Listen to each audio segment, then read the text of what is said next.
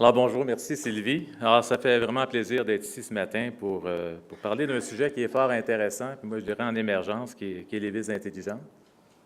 Alors je regarde ici, c'est le piton vert. Parfait.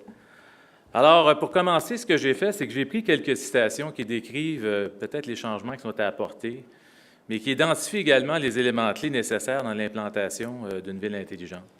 Donc, mon intention ici, ce n'est pas de passer en détail sur les citations, mais bien d'identifier ces éléments clés.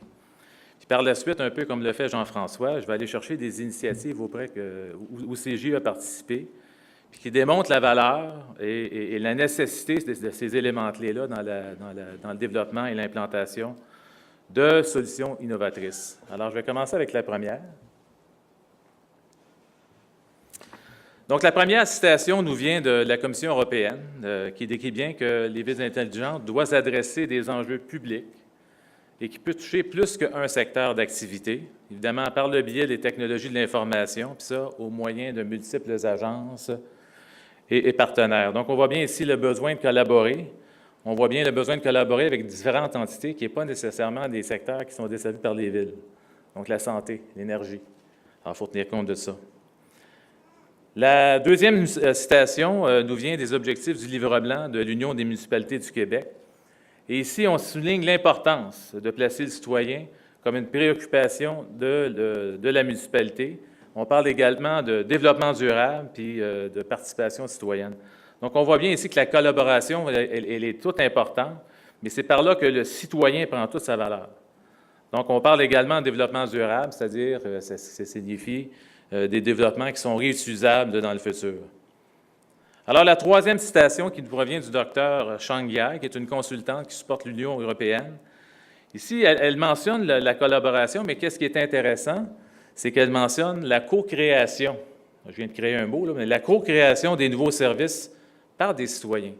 Alors, non seulement les villes, maintenant, doivent se concentrer sur les citoyens pour développer des nouveaux services, mais elle doit également, c'est-à-dire les citoyens doivent également participer dans cette transformation. Et la dernière citation qui est issue de la Commission de la régulation de l'énergie, elle décrit bien le besoin de concilier différents niveaux d'intervenants, mais là, à partir d'une approche qui est systémique et d'une gouvernance qui est participative.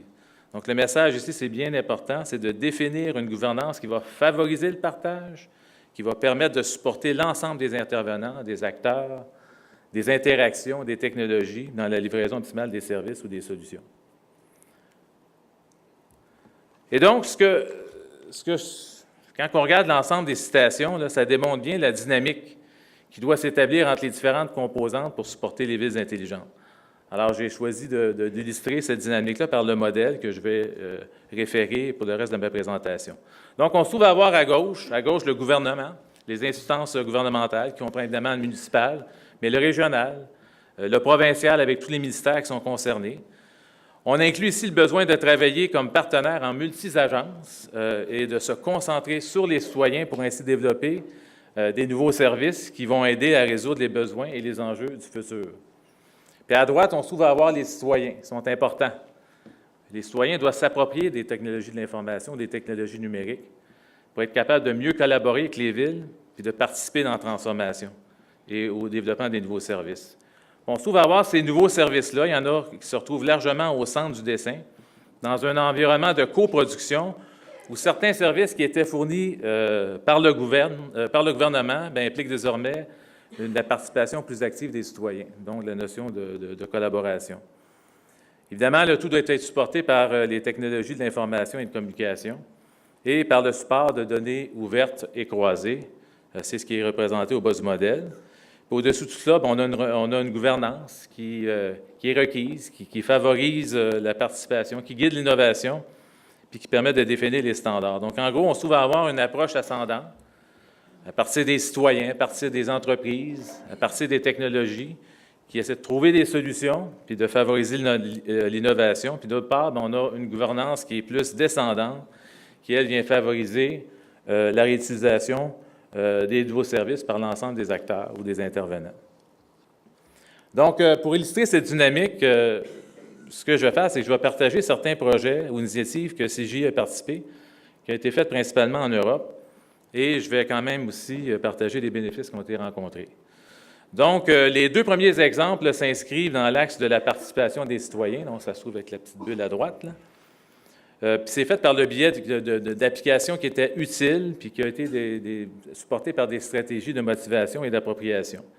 Donc, à gauche, j'avais l'application du planificateur d'itinéraire qu'on appelle le Trip Planner, qui a été développé en Finlande puis qui permet de réduire l'utilisation de la voiture puis favoriser évidemment le transport vert, un peu comme Jean-François a montré comme exemple. Puis évidemment, en proposant des itinéraires multimodaux qui sont optimisés. Donc, c'est de combiner avec l'information qui est collectée, combiner la marche, le vélo, et le transport, les différents transports en commun. Alors, l'application a été développée dans une approche expérimentale avec la participation des citoyens. Je pense que c'est un bel exemple qui démontre la collaboration entre les villes, les segments de transport, évidemment les citoyens. Et puis, ça leur a permis de développer des nouveaux services qui connaissent un grand succès puisque l'application est maintenant déployée dans 30 municipalités. Évidemment, l'augmentation de l'utilisation du transport en commun puis la réduction, évidemment, du trafic, c'est vraiment les gains qui ont été cherchés. À droite, c'est un autre exemple où on est plus à l'étape d'un projet pilote où est-ce que deux villes ont mentionné un grand intérêt. Alors, c'est une application qui est développée sous forme de jeu, qui favorise l'engagement des citoyens, mais qui permet également d'améliorer le milieu de vie des quartiers où des citoyens effectuent des tâches dans leur collectivité, telles que, ramasser des feuilles à l'automne, nettoyer un parc au printemps. Évidemment, ce concept, ça permet de conduire des économies directes pour les villes. Alors, l'élément ludique peut varier, tel que la possibilité de gagner des points ou qui viennent permettre de financer des projets, puis ainsi apporter des améliorations dans leur quartier. Donc, comme par exemple, installer une balançoire dans un parc. J'apporte cet exemple puisqu'elle présente la fidélisation des citoyens d'une ville par des concepts de jeu où les citoyens d'un quartier peuvent voir comment les voisins participent à l'amélioration de leur milieu, mais également au niveau des points d'économie qui sont générés. Donc, un vrai modèle ici de collaboration qui permet de mobiliser les citoyens. L'autre exemple se retrouve dans un exemple de coproduction, donc le cercle au centre, entre le gouvernement et les citoyens. Donc, pour démontrer que la capacité d'une société numérique à exercer certaines activités qui, normalement, sont exécutées par les agences gouvernementales. Donc, l'application BurgerNet qui a été développée aux Pays-Bas. Alors, c'est un outil qui permet aux citoyens de jouer un rôle actif dans la sécurité de leur quartier et aux policiers d'améliorer leur efficience et leur efficacité. Donc, BurgerNet, ça met en place un réseau de citoyens qui a comme objectif d'aider les policiers à arrêter les criminels au moment de leur acte. Alors, l'application qui a été développée permet à la police d'alerter à partir de leur console centrale qui est vouée à la recherche d'un suspect ou d'une personne disparue. Donc, l'application a été encore une fois développée par étapes, par expérimentation, puis elle est maintenant déployée dans plus de 9 municipalités. Donc, je pense en termes de gains, là, on regarde 14 des dossiers depuis l'implantation de cet outil-là. 14 des dossiers qui ont été déclarés ont conduit à une résolution immédiate du crime. Donc, c'est un bel exemple de coproduction, d'utilisation des technologies de l'information, mais qui a également permis aux policiers de changer leur attitude face aux réseaux sociaux, puis évidemment d'améliorer leur image face aux citoyens. Puis évidemment, le tout s'inscrit dans un environnement très sécuritaire au niveau des renseignements qui sont collectés, puis ça permet aux citoyens de signaler des délits directement à partir de leur mobile.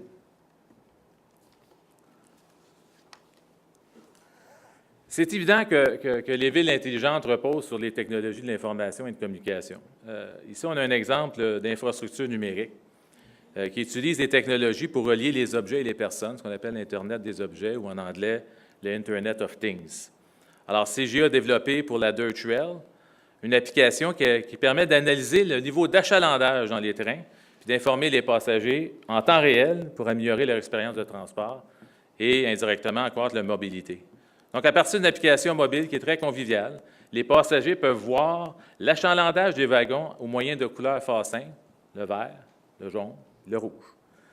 Cette information provient de capteurs que la Deutsche Rail a installés au-dessus des portes qui permet de détecter les allées et les venues des passagers. Alors, évidemment, la première étape, la Deutsche Rail a installé des caméras pour s'assurer de la qualité des données qui étaient calculées par les capteurs. Mais par la suite, elle a fait un projet pilote par rapport à un trajet et où les passagers pouvaient commenter en temps réel leur satisfaction du service, puis même apporter des idées ou des améliorations pour l'application qui était l'application mobile. Donc, je pense que c'est un bel exemple d'une nouvelle technologie qui est déployée, où le citoyen participe pleinement au processus de transformation. C'est un projet qui, évidemment, améliore le service aux usagers et encourage l'utilisation du transport en commun. Puis pour la Deutsche Rail, bien, eux autres, c'est une initiative qui va leur permettre de comprendre plus en détail l'utilisation du transport et ainsi optimiser leur service. Je vais terminer par cet exemple qui concerne le besoin d'avoir des données ouvertes et croisées. Évidemment, hier, le projet a été présenté, alors je n'irai pas trop en détail.